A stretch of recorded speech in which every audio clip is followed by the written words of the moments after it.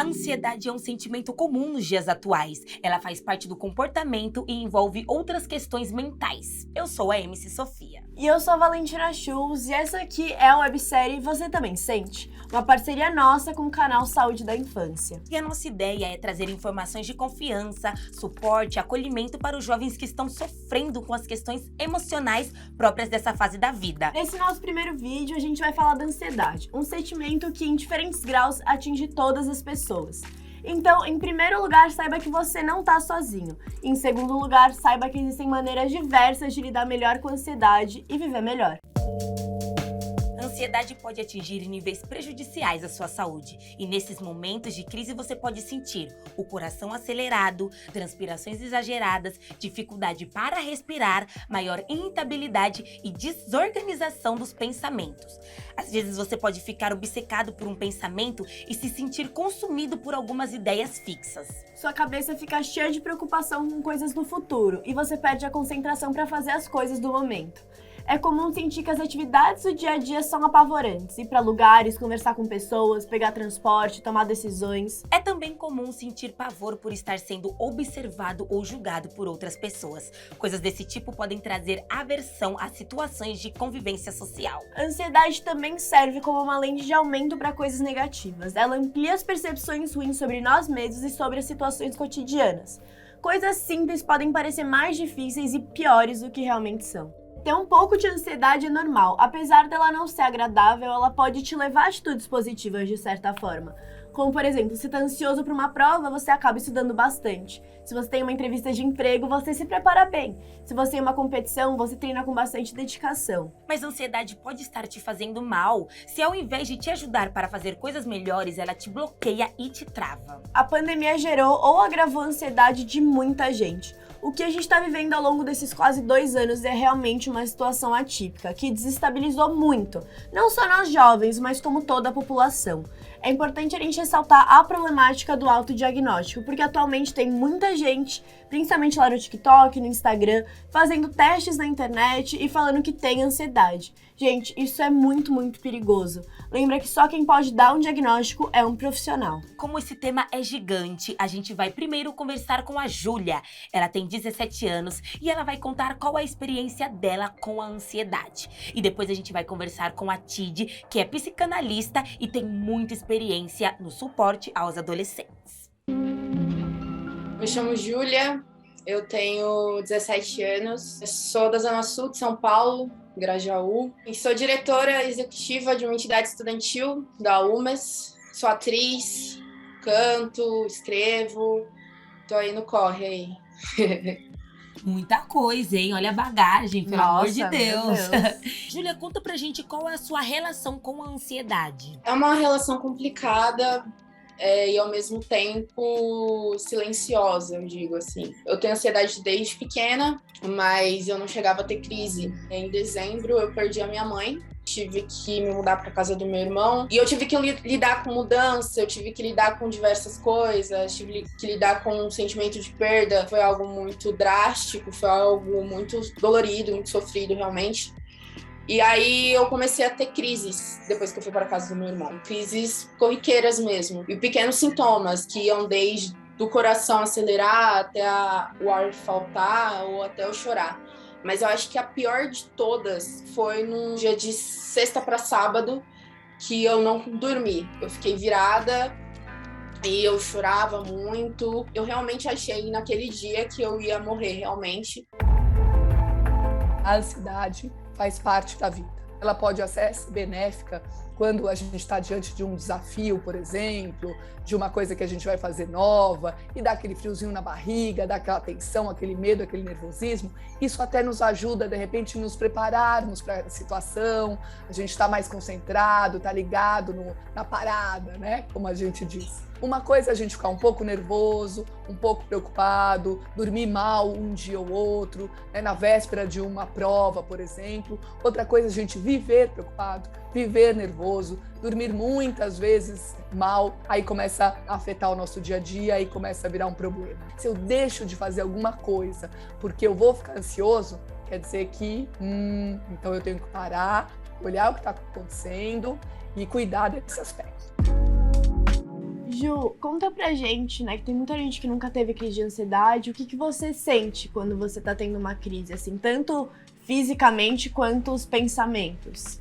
Eu gosto de usar o exemplo que meu psicólogo deu uma vez, que a crise de ansiedade, ela é quando uma caixa de som dá microfonia, não dá aquele barulho chato, ensurdecedor.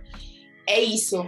Quando a caixa estoura, é a crise. Varia um pouco de pessoa para pessoa, mas no meu caso, eu choro muito. É um choro doído que eu falo, porque o peito dói, o coração acelera, a respiração fica rápida, fica algo difícil de controlar, fica difícil de respirar. E os pensamentos são muitos. Surge sim, com certeza, alguns pensamentos suicidas. Hoje eu consigo controlar, mas que antes eu não conseguia. Uma coisa é medo, uma coisa é ansiedade e uma coisa é ataque do pânico. Quando a gente está com medo, a gente tem medo de alguma coisa. Eu tenho medo de barata, eu tenho medo de entrar no avião, eu tenho medo de fazer prova. A gente sabe do que a gente tem medo. Quando a gente está ansioso, a gente sabe mais ou menos porque a gente está ansioso, mas já um pouco mais difuso. Essa situação me deixa um pouco ansioso, não sei bem por quê. O ataque do pânico é algo mais intenso. A gente chama, dentro da psicologia, de que ele é muito agudo, quer dizer, ele é intenso, muito sofrido e vem sem aviso prévio. Uma aceleração do coração muito grande. A respiração, a gente fica mais ofegante. Às vezes vem com tremor, às vezes vem com suor. Às vezes uma pessoa tem todos esses sintomas, às vezes ela tem um ou outro. É um mal-estar ligado à angústia. Quando a gente fala que a gente está angustiado, a gente fala, putz, estou com um aperto no peito, mas eu não sei direito por que eu estou com esse aperto no peito, né? Mas o lado bom é que ela é muito tratável, né? Se alguém que estiver ouvindo tá com ataque do pânico ou já teve, procura ajuda, porque a psicoterapia sabe muito bem como lidar. Quando a gente começa a falar sobre o ataque do pânico, como a gente começa a pensar o que está acontecendo na nossa vida, que pode estar gerando esse ataque de pânico, ele some, ele vai embora. E quando você teve que recorrer ao psicólogo, a sua família te deu algum tipo de apoio? Porque tem muitos jovens que têm dificuldade de conversar com a família sobre isso, tem vergonha e tudo mais. Quando eu comecei a fazer a terapia, a minha família não sabia no começo. Ela foi sabendo aos poucos e foi abraçando a ideia, enfim. Algumas pessoas até falaram algumas coisas no sentido de você tem certeza? Você tem outras prioridades na sua vida, mas naquele momento aquela era a minha prioridade, estar bem. Tem muita gente que não entende que se sua mente não tá saudável, se você não tá com uma saúde mental boa, não existe outra prioridade do que cuidar de si mesmo, né? Não tem trabalho, não tem namorado, família que importe mais do que você mesmo, né? Que você é a única pessoa que vai ter que conviver com você mesmo o resto da sua vida. Então você tem que se cuidar, você tem que estar bem, né? Tem alguma dica, algum exercício que você ache que seja bom passar para lidar com a ansiedade? Eu lembro que quando eu tinha muita ansiedade, tinha alguns exercícios que minha psicóloga me passava, de fechar assim o pulso, ou de mergulhar a cabeça em água gelada. Parar e pensar o que está acontecendo. Vamos nomear, vamos refletir o que está me deixando ansiosa, qual que é a situação que está me fazendo mal, e pensar também um outro aspecto importante, são os gatilhos, né? Puxa, quando acontece isso eu fico ansiosa, então eu vou evitar estar em tal ou outra situação, eu já vou me preparar para isso ajuda a lidar, isso é uma dos aspectos. Junto com isso, um pouquinho mais profundo, às vezes vale a pena redimensionar a expectativa, a vontade de controlar tudo, né? Na vida, tem muita coisa que a gente não controla. Faz parte da vida as coisas que dão errado e que não são perfeitas também. Ter prazer na vida também ajuda a ansiedade. Se a gente tem momentos de prazer na vida que são muito importantes, ajuda a gente na ansiedade. Uma coisa importante, assim, a gente aprender a pedir ajuda, porque muitas vezes os adolescentes ficam, eu dou conta, eu vou, eu faço, eu aconteço, e esquecem que pedir ajuda faz parte da vida.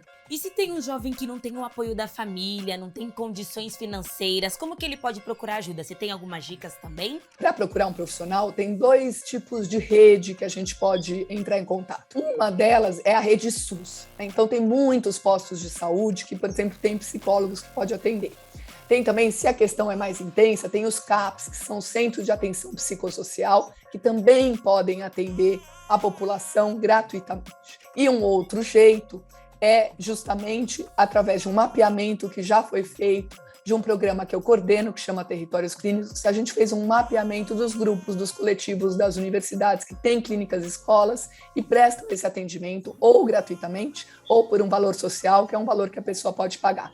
Júlia, muitos jovens estão nos assistindo também. Eu gostaria que você desse alguma dica para eles, né? Tento realmente pensar naquilo que me faça bem, sabe? Seja cuidando de planta, que é uma coisa que eu adoro, cuidar de planta, indo tomar um banho, ou seja, assistindo um filme, ouvindo música, ou recorrendo realmente à arte. Eu recorro à arte. A arte me tirou do pior buraco que eu tava, que era a questão das crises. Então, hoje, eu estar trabalhando com arte me tira desse fundo do poço. E principalmente procurar terapia. Principalmente procurar quem te ajude. A gente vive num mundo onde tudo nos cobra com muita força, né? O futuro nos cobra com muita força. Entrar numa faculdade, numa universidade nos cobra com muita força. Gente, não importa o jeito, peça ajuda. O link do mapeamento que a Tid falou vai estar aqui na descrição do vídeo. Cliquem lá e deem uma olhada também. E pra você, se sinta mais em paz, saiba que você não tá sozinho. A adolescência é difícil pra maior parte dos jovens. Não é que nem nesses filmes de clichê adolescente ou conto de fadas que tá tudo sempre dando certo. A gente passa por muitas coisas pela primeira vez, muitas transformações no corpo, mudança nos hormônios e várias pressões sociais. Não só isso, como a gente não é criança, mas também não somos adultos, né? Imagina, a gente tem muitas escolhas cabulosas e ainda tem que dar conta de amizade, de estudar, de namorado que tá estressando a gente. Olha, gente, é muita coisa. Busca se conhecer melhor, se curtir, ter paciência com você mesmo. Tudo que a gente tá vivendo são ciclos. E até aquelas coisas que você fala, meu Deus, eu não vou conseguir passar por isso, vai passar. E fica ligado, em todos os episódios você também sente. Todos eles serão valiosos para você saber como lidar com você mesmo. E também com as pessoas próximas que podem estar precisando da ajuda e passando por essas coisas. A gente se vê nos próximos vídeos. Tchau! Tchau!